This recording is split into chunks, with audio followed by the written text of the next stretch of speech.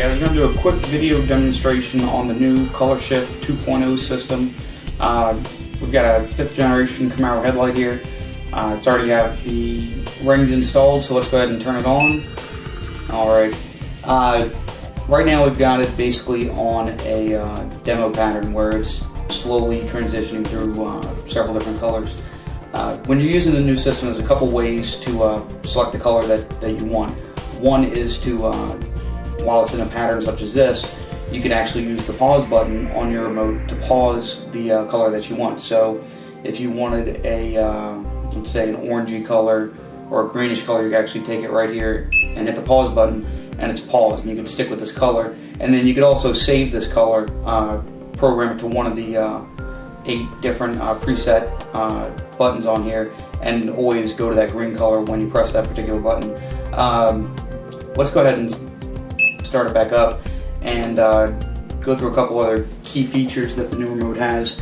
Another one is that the remote, you can actually take it and dial in the color using red, green, and blue, where you could take the red here and actually dial up the brightness of the red, which in this case it started off as a blue, so it's going to become like a purplish color with the red dialed up. You could also take green and dial up the amount of green that's in here, which is going to start making it into a whiter shade.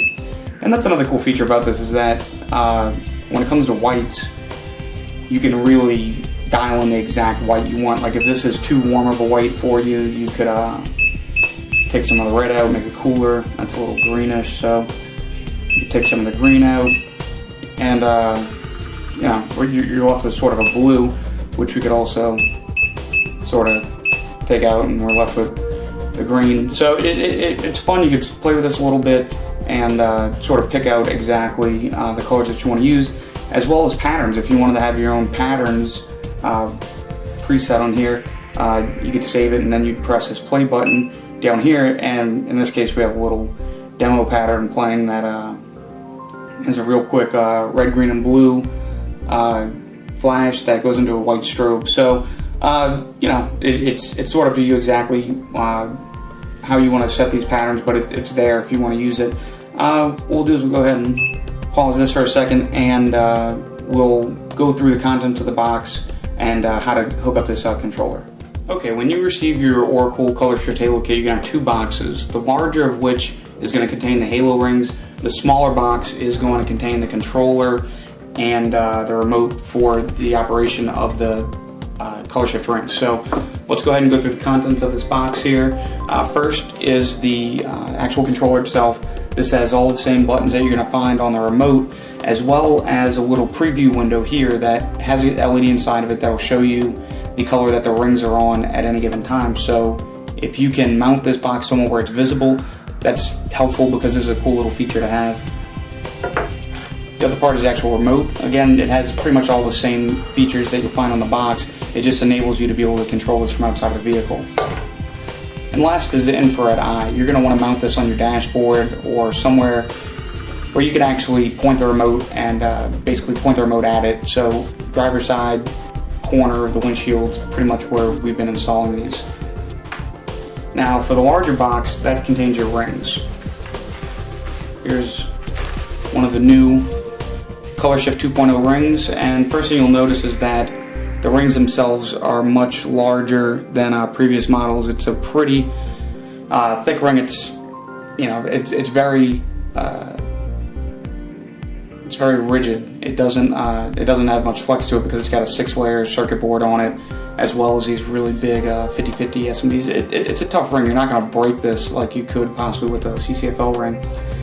And obviously it's got 4 wires coming out the back of it instead of 2. So let's go ahead and take a look at the controller and how to connect the ring to the controller as our next step here.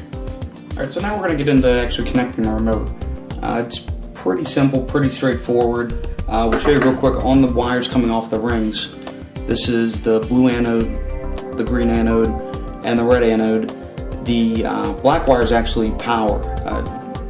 Since the red anode is using this red wire here, power, you know, normally you would think of that as being red, but in this case the red is the red anode that goes to the red spot on the controller here. So the black is actually power. The only reason you really need to know that is if you wanted to test this, if you wanted, before you're doing the installation, if you wanted to actually test everything, make sure it's working, you would hook up your power to the black, and these three are your grounds. Here's the ring, and let's just turn on power real quick. And yeah, now we're actually going to go ahead and hook up our control box. If you look closely on the control box, it has a plus for battery power, a minus for chassis ground, the R is for red, the G for green, the B for blue, and the V is going to be our black wire in this case, which is 12 volt power. To get started, basically slot 1 is our plus, so we're going to hook up battery power to slot 1. In this case, we're bench testing this, so we're just going to assume that this red wire here is going to a battery, and the black wire here is going to a ground, clean chassis ground. The first slot, or the third slot rather, is going to be R for red, so we're going to insert our red wire here.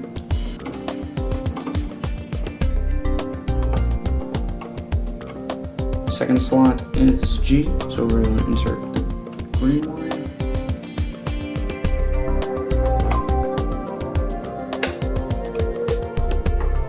Slot number 4 is B for blue.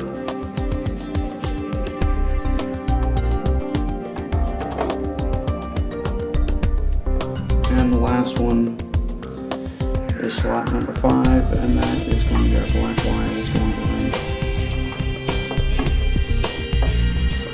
Alright, we've got the controller all connected, so we can go ahead and turn it on.